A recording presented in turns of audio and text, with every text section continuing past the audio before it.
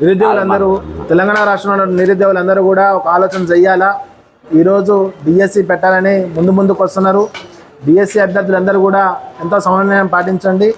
ఇప్పుడున్న పొజిషన్లో మనం దాన్ని ఆపడానికి ప్రయత్నం చేయాలా. ఎగ్జామ్ పోస్ట్పోన్ అయ్యి తీరాలా. కాబట్టి మనమంతా ఏకతాటిపై రావాలని మీ అందరినీ కోరుకుంటున్నాం.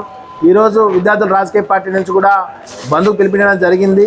తక్షణమే దీన్ని పోస్ట్పోన్ చేయాలి. అదేవిధంగా గ్రూప్ 1ని 1:100 పోస్టులు పెంచాలని కూడా మేము మా యొక్క డిమాండ్గా పెట్టినాం.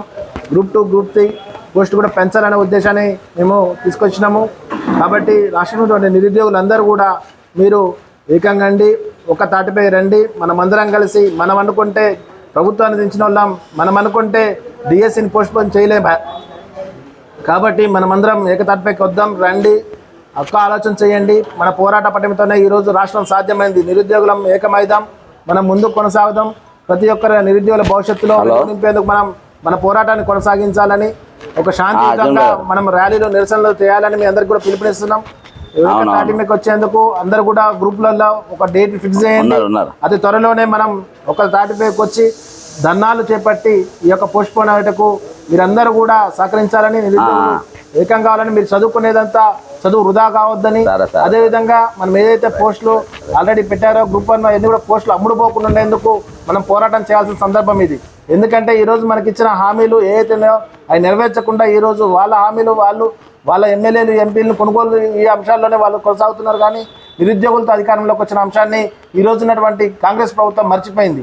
ఏదైతే బలమూరు వెంకట బలి చేసేటట్టుగా అందరినీ తయారు చేస్తుండు.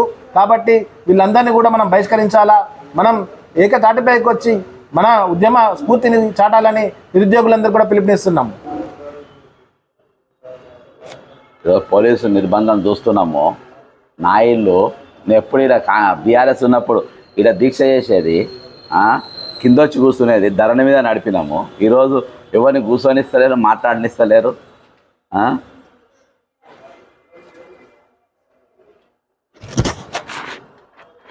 ఈరోజు ఇచ్చినటువంటి బంధు పిలుపుని కూడా మరి నిర్వీర్యం చేయాలని ఈ యొక్క రాష్ట్ర ప్రభుత్వం నిరంకుశ పాలన కొనసాగిస్తుంది.